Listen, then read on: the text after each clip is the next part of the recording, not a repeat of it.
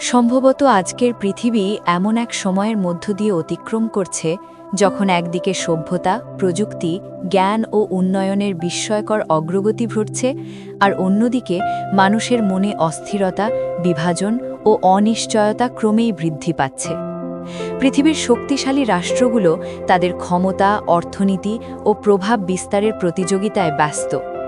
আন্তর্জাতিক রাজনীতি, যুদ্ধের আশঙ্কা, অর্থনৈতিক সংকট, জ্বালানি ও খাদ্য নিরাপত্তার প্রশ্ন এসব বিষয় আজ পুরো বিশ্বকে এক অদৃশ্য টানাপোড়েনের মধ্যে নিয়ে এসেছে।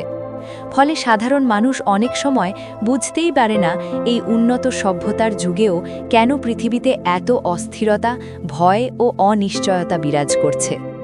এই বৈশ্বিক বাস্তবতার মধ্যেই বাংলাদেশের অবস্থান।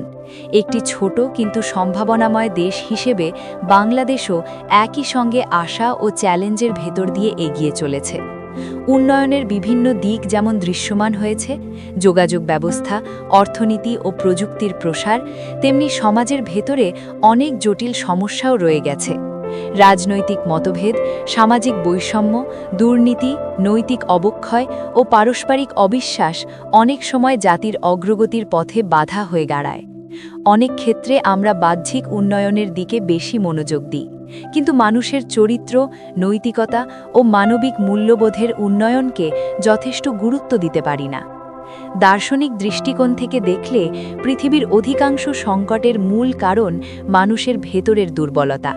যখন মানুষ সত্য, ন্যায় ও মানবতার পথ থেকে দূরে সরে যায়, তখন সমাজে অস্থিরতা, অবিচার ও সংঘাত জন্ম নেয়।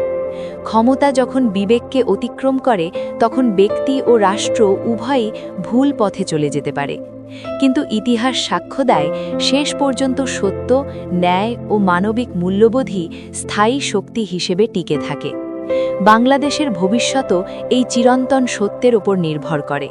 যদি একটি জাতি শিক্ষা, নৈতিকতা, মানবাধিকার ও ন্যায় বিচারকে তার জাতীয় জীবনের ভিত্তি হিসেবে প্রতিষ্ঠা করতে পারে, তবে সেই জাতি শুধু অর্থনৈতিক উন্নয়নের জন্য নয়, মানবিক মর্যাদা ও সভ্যতার জন্য বিশ্বের সম্মানের স্থান অর্জন করতে পারে। কিন্তু যদি বিভাজন, স্বার্থপরতা ও অসততা সমাজের ভেতরে জায়গা করে নেয়, তবে বাহ্যিক উন্নয়ন থাকলেও জাতির ভেতরের শক্তি দুর্বল হয়ে পড়ে। অতএব বর্তমান পৃথিবীর এই অস্থির সময়ে একটি মৌলিক সত্য মনে রাখা প্রয়োজন। সভ্যতার প্রকৃত অগ্রগতি কেবল প্রযুক্তি, অর্থনীতি বা ক্ষমতার বিস্তারে নয়, বরং মানুষের নৈতিক উন্নতি, সত্যের প্রতি আনুগত্য এবং মানবতার বিকাশের মধ্যেই নিহিত। যে সমাজ সত্য, ন্যায় ও মানবিক মূল্যবোধকে সম্মান করতে পারে, ইতিহাস শেষ পর্যন্ত সেই সমাজকেই টিকিয়ে রাখে এবং সম্মানের আসনে প্রতিষ্ঠিত করে।